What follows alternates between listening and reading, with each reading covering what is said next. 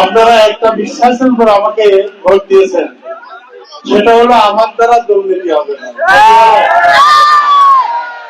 আমি সেই জায়গায় আল্লাহর ইচ্ছায় আছি, একটি টাকার দুর্নীতির কোন কাজের মধ্যে আমি নিমন্ত্রিত হব না।